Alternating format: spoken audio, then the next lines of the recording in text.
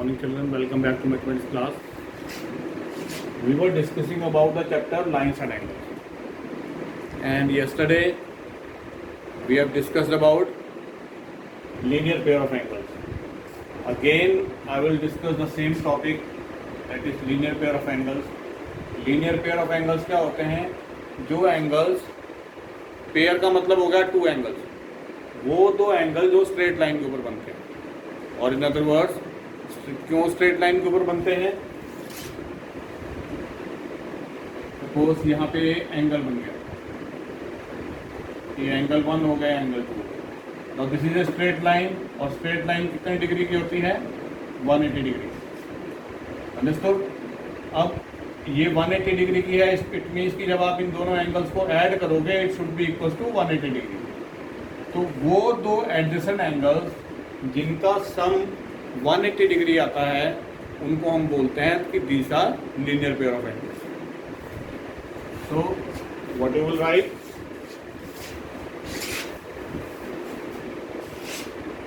A pair of angles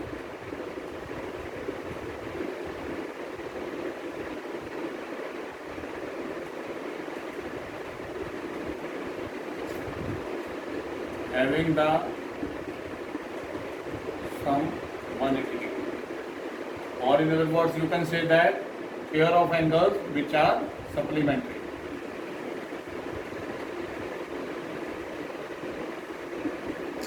supplementary भी क्या होते हैं? तो वो दो एंगल जिनका सम 180 डिग्री होता है.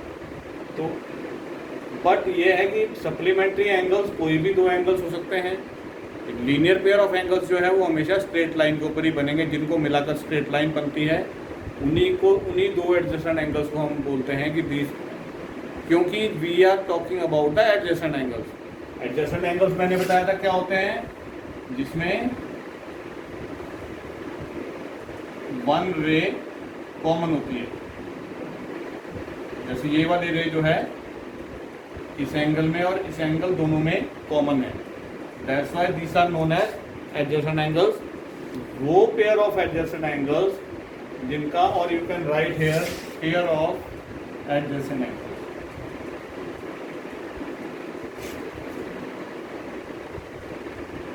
Pair of adjacent angles which are supplementary, or you can say that the sum of which have the sum equals to 180 degree are known as linear pair of angles.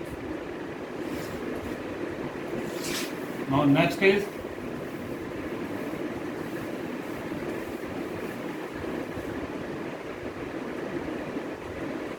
vertically opposite angle.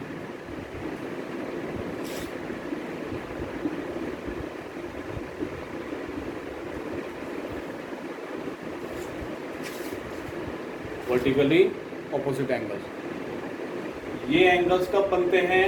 जब two straight lines, when two straight lines intersect each other.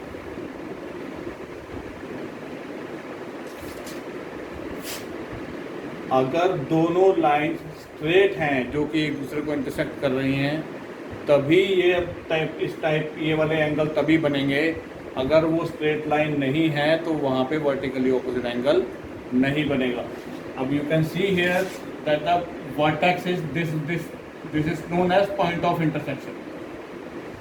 You have studied in class 6th also, point of intersection. Point of intersection means where two lines intersect each other. This point where two lines intersect each other is known as point of intersection. Point of intersection पे अगर आप यहाँ पे देखो तो यहाँ पे 1 2 3 4 angles बन गए. 1 2 3 and 4. You can see here that 4 angles are made here at the point of intersection by these two intersecting lines. अब सवाल उठता है कि वर्टिकली ऑपोजिट एंगल्स कौन से हैं? वर्टिकली मतलब हो गया कि इनका वर्टेक्स सेम है. अब यहाँ पे चारों एंगल्स का वर्टेक्स एक ही है. एक क्यों सेम है? क्योंकि वो एक ही पॉइंट पे बने हुए हैं चारों एंगल. ऑपोजिट का मतलब क्या हो गया? आमने सामने वाले. इसके सामने कौन सा है, ये वाला, इसके सामने कौन सा है, ये वाला। तो एंगल 1 के सामने कौन सा है, 3, एंगल 1 एंड एंगल 3 ये इसके सामने है। और एंगल 2 के सामने कौन सा है, angle 4।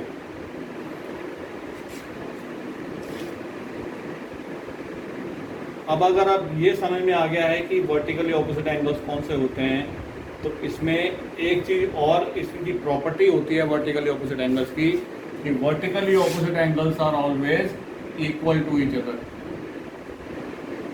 Vertically opposite angles are equal to each other.